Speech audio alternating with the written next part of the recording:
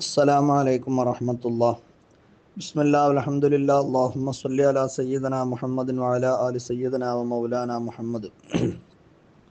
മുഅ്മിനീങ്ങളെ, പരിശുദ്ധമാക്കപ്പെട്ട റജബ് മാസത്തിലെ അവസാനത്തെ വെള്ളിയാഴ്ചയിലാണ് നാം എല്ലാവരും ഉള്ളത്. ഇന്ന് മാസം 26 ഇൻഷാ അള്ളാഹ്. ഇന്ന് സൂര്യാസ്തമയത്തോടു കൂടി മഗ്രിബ് ബാങ്ക് വിളിക്കുന്നതോടുകൂടി നമ്മളെല്ലാവരും റജബ് 27 രാവിലേക്ക് പ്രവേശിക്കുകയാണ്. നമുക്കറിയാം, ഇസ്ലാമിക ചരിത്രത്തിൽ വളരെ പ്രാധാന്യമുള്ള രാത്രിയാണ് റജബ് 27 രാവ്, അഥവാ ഇസ്റാ മിഅ്റാജിൻ്റെ രാവ്. ഇതുപോലെയുള്ള റജബ് മാസത്തിലെ ഇതുപോലെയുള്ള ഒരു 27 രാവിലാണ് ആദരവായ നബി മുഹമ്മദ് മുസ്തഫ സല്ലല്ലാഹു അലൈഹി വസല്ലമ തങ്ങളെ അള്ളാഹു താല മക്കയിൽ നിന്ന് മസ്ജിദുൽ അഖ്സയിലേക്ക് കൊണ്ടുപോയതും അവിടെ നിന്ന് 7 ആകാശങ്ങളിലേക്കും അതിൻ്റെ അപ്പുറമുള്ള എല്ലാ അത്ഭുതങ്ങളും കാണിച്ചു കൊടുത്ത് യജമാനനായ അള്ളാഹുവിനെ കണ്ട് സംസാരിച്ച് നിസ്കാരമൊക്കെ നിർബന്ധമാക്കപ്പെട്ട് ആ സമ്മാനമൊക്കെ സ്വീകരിച്ച അതിമഹത്തായ രാത്രിയാണ് ഇസ്റാ മിഅ്റാജിൻ്റെ രാത്രി എന്ന് പറയുന്നത്.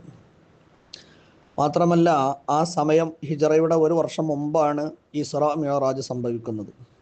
ആ സമയത്ത് നബിയും സ്വഹാബത്തും വലിയ പ്രയാസങ്ങളിലൂടെ കടന്നുപോയ സമയമായിരുന്നു. സ്വഹാബത്തൊക്കെ വലിയ പീഡനം നേരിട്ട സമയമായിരുന്നു. സുമയ്യ ബീവിയും യാസർ റളിയല്ലാഹു അൻഹുമ രണ്ടുപേരും ഷഹീദായ സമയം, ബിലാൽ റളിയല്ലാഹു അൻഹും അമ്മാർ ഇബ്നു യാസറും ക്രൂരമായ പീഡനങ്ങൾക്ക് വിധേയരായ സമയം, മുസ്ലിമീങ്ങൾ ശത്രുക്കളുടെ ബഹിഷ്കരണം കാരണം കടുത്ത പട്ടിണി അനുഭവിച്ചു കൊണ്ടിരുന്ന സമയം, നബി സല്ലല്ലാഹു അലൈഹി വസല്ലമ തങ്ങൾക്ക് ദുഃഖത്തിൻ്റെ പരമ്പരകൾ തന്നെ അരങ്ങേറിയ സമയമായിരുന്നു ആ സമയം. നബി തങ്ങൾക്ക് എല്ലാവിധ സംരക്ഷണങ്ങളും നൽകിയിരുന്ന മഹൽ വ്യക്തിത്വമായിരുന്നു അബൂ ത്വാലിബ് എന്നവർ. അവരുടെ മരണം നടന്നത് ആ സമയത്തായിരുന്നു. അതുപോലെ തന്നെ താങ്ങും തണലുമായി കൂടെയുണ്ടായിരുന്ന പ്രിയപ്പെട്ട ഖദീജാബിയുടെ വഫാത്ത് ഉണ്ടായ സമയമായിരുന്നു. ത്വായിഫിലേക്ക് ചെന്നപ്പോൾ ത്വായിഫുകാർ ആക്രമിക്കുകയും കല്ലുകൊണ്ട് എറിഞ്ഞ് ആട്ടി ഓടിക്കുകയും ചെയ്ത സമയമായിരുന്നു. അതുകൊണ്ട് തന്നെ ആ സമയത്തെ, ആ വർഷത്തെ നബി തങ്ങൾ ആമുൽ ഹുസ്ൻ, ദുഃഖവർഷം എന്നാണ് ചരിത്രത്തിൽ രേഖപ്പെടുത്തിയിരുന്നത്. ആ സമയത്താണ് ആ ഭൗതിക ലോകത്തിൻ്റെ പുതിയൊരു വഴി തുറന്ന് അള്ളാഹു ഇസ്റാ മിഅ്റാജ് എന്ന മഹാത്ഭുതത്തെ സമ്മാനിച്ചത്. മുത്തനബി തങ്ങളുടെ ജീവിതത്തിൽ ഏറ്റവും വലിയ മുഅ്ജിസത്തിൽപ്പെട്ട ഒരു മുഅ്ജിസത്ത് കൂടിയാണ് ഇസ്റാ മിഅ്റാജ്. മാത്രമല്ല, നബി തങ്ങളെ സംബന്ധിച്ചിടത്തോളം ലൈലത്തുൽ ഖദറിനേക്കാളും മഹത്വമേറിയ രാത്രിയും ഇസ്റാ മിഅ്റാജിൻ്റെ രാത്രി തന്നെയാണ്. പരിശുദ്ധ ഖുർആനിൽ അള്ളാഹു സുബ്ഹാനഹു വ തആല ഇസ്റാ എന്ന പേരിൽ ഒരു സൂറത്ത് തന്നെ അവതരിപ്പിച്ചിട്ടുണ്ടല്ലോ. അള്ളാഹു പറയുന്നത് നോക്കൂ: സുബ്ഹാനല്ലദീ അസ്റാ ബിഅബ്ദിഹി ലൈല. തൻ്റെ അടിമയെ രാത്രിയുടെ കുറഞ്ഞ സമയങ്ങളിൽ രാപ്രയാണം നടത്തിയ അള്ളാഹു എത്ര പരിശുദ്ധനാണ് എന്നാണ്. ഇത് കേവലം ഒരു സ്വപ്നമായ യാത്രയല്ല, ആത്മാവിൻ്റെ യാത്രയല്ല, ശരീര സഹിതം ഉണർവിൽ നടന്ന യാത്രയാണ്. കാരണം അള്ളാഹു അസ്റാ ബിഅബ്ദിഹി എന്നാണ് പറഞ്ഞത്. അബ്ദ് എന്ന പ്രയോഗം ആത്മാവും ശരീരവും കൂടിച്ചേരുന്ന അവസ്ഥയാണ് അബ്ദ് എന്ന് പറയുക. ഖുർആനിൽ അബ്ദ് എന്ന് പറയപ്പെട്ട ഭാഗത്തൊക്കെയും ആ വ്യക്തിയെയാണ് ലക്ഷ്യം വെച്ചിട്ടുള്ളത്. ഇവിടെയും അങ്ങനെ തന്നെയാണ്. നോക്കൂ നിങ്ങൾ, ആ യാത്രയെക്കുറിച്ച് മുത്ത ഹബീബ് തന്നെ പറയുന്നത് നമുക്കൊന്ന് ശ്രമിക്കാം. സല്ലല്ലാഹു അലൈഹി വസല്ലമ തങ്ങൾ പറയുകയാണ്: ഞാൻ കഅബയുടെ പരിസരത്ത് ആ രാത്രിയിൽ, ഒരു അഭിപ്രായത്തിൽ ഉമ്മുഹാനെ എൻ്റെ വീട്ടിലായിരുന്നു. ആ സമയത്ത് ജിബ്രീൽ അലൈഹിസ്സലാമും മീകായിൽ അലൈഹിസ്സലാമും എൻ്റെ സമീപത്തേക്ക് വന്നു. എന്നെ കിടത്തി. ജിബ്രീൽ എൻ്റെ നെഞ്ച് കീറി. എൻ്റെ നെഞ്ഞിൽ നിന്ന് എന്തൊക്കെയോ ചില കാര്യങ്ങളൊക്കെ എടുത്ത് പുറത്ത് കളയുകയും സംസം കൊണ്ട് എൻ്റെ ഹൃദയത്തെ കഴുകി വൃത്തിയാക്കുകയും ഈമാനും ഹിക്മത്തും നിറക്കുകയും ഖാതിബുൻ നബുവത്തിൻ്റെ സീല് വെക്കുകയും ചെയ്തു. ജിബ്രീൽ അലൈഹിസ്സലാം ശേഷം എന്നോട് പറഞ്ഞു, വുളു ചെയ്യാൻ പറഞ്ഞു. ഞാൻ വുളു ചെയ്തു. എന്നോട് പറഞ്ഞു, ഇന്തലിഖ്, വേഗം യാത്ര പുറപ്പെടണം. എവിടേക്കാണെന്ന് ചോദിച്ചപ്പോൾ ഇലാ റബ്ബിക വ റബ്ബി കുല്ലി ഷൈഇ, എല്ലാ വസ്തുക്കളുടെയും സൃഷ്ടാവായ അള്ളാഹുവിലേക്കാണ് എന്ന് പറഞ്ഞു.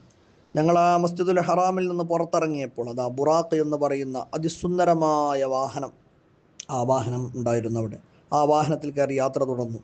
ജിബ്രീൽ അലൈഹിസ്സലാം എന്നോട് പറഞ്ഞു, നബിയെ, പല വിളിയാളങ്ങളും കേൾക്കും, ആ ഭാഗത്തേക്കൊന്നും നിങ്ങൾ ശ്രദ്ധിക്കേണ്ടതില്ല എന്ന് പറഞ്ഞു. മുഖം കൊടുക്കരുത് എന്ന് പറഞ്ഞു. യാത്ര തുടർന്നു പോവുകയാണ്. എൻ്റെ വലതു ഭാഗത്തുനിന്ന് വിളിയാളങ്ങൾ, ഇടതു ഭാഗത്തുനിന്ന് വിളിയാളങ്ങൾ. സുന്ദരമായൊരു സ്ത്രീ എൻ്റെ മുമ്പിൽ വന്ന് നിൽക്കാൻ ആവശ്യപ്പെട്ട ആ ഭാഗത്തേക്കൊന്നും ശ്രദ്ധ കൊടുത്തില്ല. ഒരല്പസമയം കഴിഞ്ഞപ്പോൾ ഒരു പ്രത്യേകമായ പോയിന്റിലെത്തിയപ്പോൾ ജിബ്രീൽ അലൈഹിസ്സലാം പറഞ്ഞു, നബിയെ, ഇവിടെ 2 റക്അത്ത് നിസ്കരിക്കണമെന്ന് പറഞ്ഞു. ഞാൻ നിസ്കരിച്ചു. എന്നോട് ചോദിച്ചു, അതദ്രി അയ്ന സ്വല്ലൈത, എവിടെയാണ് നിസ്കരിച്ചതെന്ന് അറിയുമോ എന്ന് ചോദിച്ചപ്പോൾ ഞാൻ പറഞ്ഞു, ഇല്ല. എന്നോട് പറഞ്ഞു, സ്വല്ലൈത ബി ത്വയ്ബ, നബി, ഇത് മദീനയാണ്. വഇലൈഹൽ മുഹാജറത്തു ഇൻഷാ അല്ലാഹ്, ഇതിന് ശേഷം ഹിജറ വരാനുള്ള നാടാണിതെന്ന് പറഞ്ഞു. ഒരല്പസമയം യാത്ര മുന്നോട്ട് പോയി. ഒരല്പസമയം കഴിഞ്ഞ് പിന്നെയും നിസ്കരിച്ചു. എന്നോട് പറഞ്ഞു തന്നു, ഇത് തുരിസിന മലയാണ്, ഇവിടെ വെച്ചാണ് മൂസാ നബി അലൈഹി സ്വലാം അള്ളാഹുവിനോട് സംസാരിച്ചത്. പിന്നീട് യാത്ര തുടർന്നപ്പോൾ ഈസാ നബി അലൈഹി സ്വലാം പ്രസവിച്ച ബൈത്തുൽ അഹ്മിൽ വെച്ച് നിസ്കാരം നിർവഹിക്കുകയുണ്ടായി. അങ്ങനെ ബൈത്തുൽ മുഖദ്ദസ്, ഫലസ്തീനിലെ ബൈത്തുൽ മുഖദ്ദസിലെത്തി. നോക്കുട്ടികൾ മുൻകാലത്ത് കഴിഞ്ഞു പോയ എല്ലാ പ്രവാചകന്മാരെയും അള്ളാഹു അവിടെ കൊണ്ടെത്തിച്ചിരുന്നു. അവരെല്ലാവരും മുത്തുനബി തങ്ങളെ സ്വീകരിച്ചു. യഖൂലൂന അസ്സലാമു അലൈക യാ അവ്വലു യാ ആഖിറു യാ ഹാഷിർ. നല്ല ഹൃദ്യമായ സ്വീകരണം. അവരുമായി സംസാരിച്ചു. അവർക്ക് ഇമാമത്ത് നിന്ന് അവിടുന്ന് നിസ്കരിച്ചു. അവരുടെ കാശീർവാദങ്ങൾ വാങ്ങി അവിടുന്ന് പിരിഞ്ഞു പോന്നു.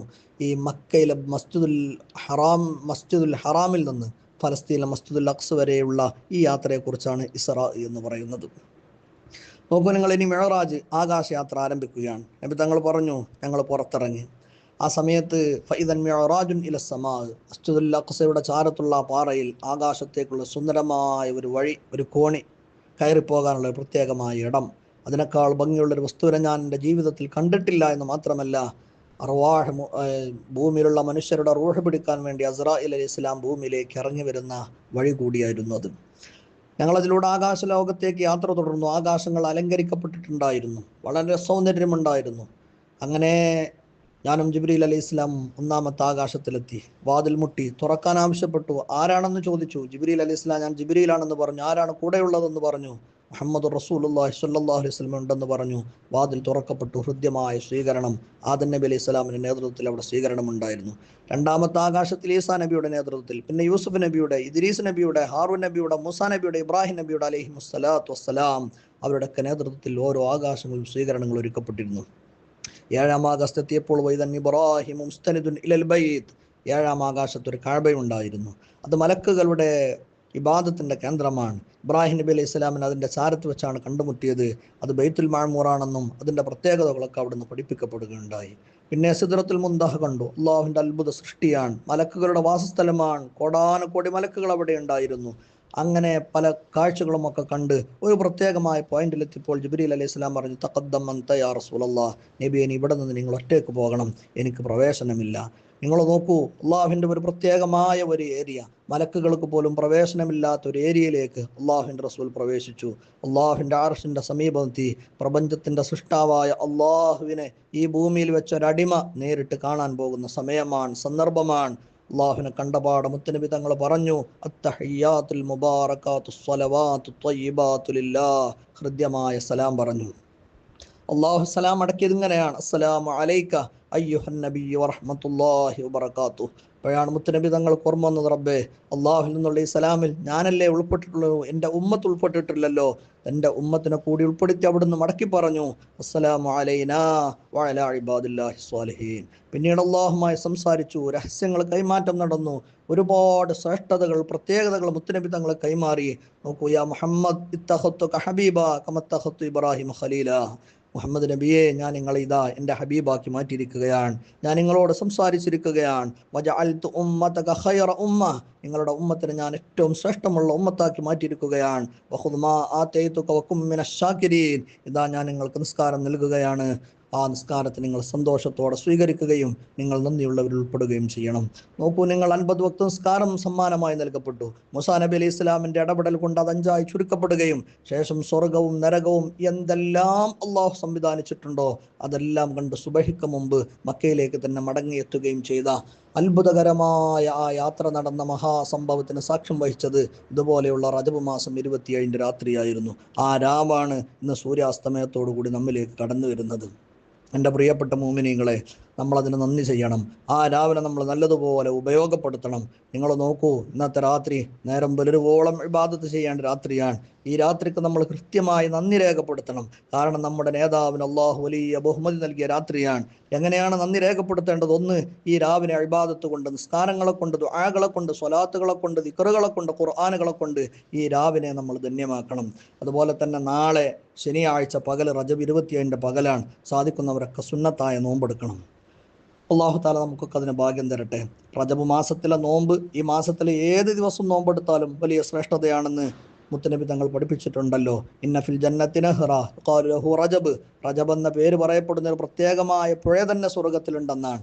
അതിലെ വെള്ളമെന്ന് പറയുന്നത് പാലിനേക്കാൾ വെളുത്തതും തേനിനേക്കാൾ മധുരമുള്ളതുമാണ്. മൻ സ്വാമ യൗമൻ മിൻ റജബിൻ സഖാഹുല്ലാഹു മിൻ ദാലിക്കൻ നഹരി, റജബ് മാസത്തിൽ നിന്ന് നോമ്പെടുക്കുന്ന ആളുകൾക്ക് നൽകപ്പെടുന്ന വെള്ളമാണ് ആ പുഴയിലെ വെള്ളം. ബഹുമാനപ്പെട്ട മുഹിദ്ദീൻ ശൈഖ് റളിയല്ലാഹു അൻഹു തന്റെ ഉന്നയിൽ പറയുന്ന ഒരു ഹദീസ് ഇങ്ങനെയുണ്ട്, മൻ സ്വാമ യൗമ സാബിഇ വൽ 20 മിൻ റജബിൻ കുത്തിബ ലഹു സവാബു സിയാമി സിത്തീന ശഹ്റാ. റജബ് 27 പകലിൽ ഒരാൾ നോമ്പെടുത്താൽ ആ മനുഷ്യന് 60 മാസത്തെ നോമ്പിന്റെ പ്രതിഫലം നൽകപ്പെടുമെന്നാണ്. അതുകൊണ്ട് ഈ രാവിനെയും നമ്മൾ ധന്യമാക്കണം. നാളത്തെ പകൽ സാധിക്കുന്നവരൊക്കെ സുന്നത്തായ നോമ്പെടുക്കണം. പഴയ ആളുകളൊക്കെ, നമ്മുടെ വല്യമ്മമാർ വല്യപ്പമാരൊക്കെ റജബ് 25 രാവിൽ മധുര പലഹാരങ്ങൾ ഉണ്ടാക്കുകയും ആ സന്തോഷം പ്രകടിപ്പിക്കുകയും അതിനൊക്കെ നന്ദി ചെയ്യുകയും ഒക്കെ ചെയ്തിരുന്നു. ആ രൂപത്തിലൊക്കെ നമ്മൾ ആ കാര്യങ്ങളുമായിട്ട് ബന്ധപ്പെട്ട് നമ്മുടെ ഈമാനിന് കാവൽ നൽകാൻ, സംരക്ഷണം നൽകാൻ നമ്മളൊക്കെ തയ്യാറാകണം. അതോടുകൂടി തന്നെ നിസ്കാരം നിർബന്ധമാക്കപ്പെട്ട സമയമാണ്, നിസ്കാരത്തിൻ്റെ വാർഷികമാണ്. നിസ്കാരത്തിൻ്റെ വിഷയത്തിലൊക്കെ അശ്രദ്ധ വരുന്ന ആളുകളൊക്കെ കൃത്യമായ തീരുമാനങ്ങൾ എടുക്കുകയും നഷ്ടപ്പെട്ട നിസ്കാരങ്ങളൊക്കെ ഖളാ വീട്ടുകയും സുന്നത്തായ നിസ്കാരങ്ങളൊക്കെ നമ്മുടെ ജീവിതത്തിലേക്ക് കൊണ്ടുവരാൻ നമ്മൾ തയ്യാറാവുകയും ഏതൊക്കെ വിധത്തിൽ നന്മ ചെയ്യാൻ നമുക്ക് കഴിയുമോ ആ വിധത്തിലൊക്കെ നന്മയിൽ നമ്മൾ പങ്കാളികളായി പരിശുദ്ധമാക്കപ്പെട്ട റമളാൻ ഷരീഫിനെ ഹൃദ്യമായി സ്വീകരിക്കാൻ നമുക്ക് കഴിയണം. അള്ളാഹു തആല നമുക്കതിന് തൗഫീഖ് തന്ന് അനുഗ്രഹിക്കട്ടെ. ഇനിയും ഒരുപാട് റജബുകളെയും റജബ് 27 രാവുകളെയും സ്വീകരിക്കാൻ അള്ളാഹു നമുക്കൊക്കെ ഭാഗ്യം തന്ന് അനുഗ്രഹിക്കട്ടെ. വാഖിറു ദഅവാന അൽഹംദുലില്ലാഹി റബ്ബിൽ ആലമീൻ. അസ്സലാമു അലൈക്കും വറഹ്മത്തുള്ളാഹി.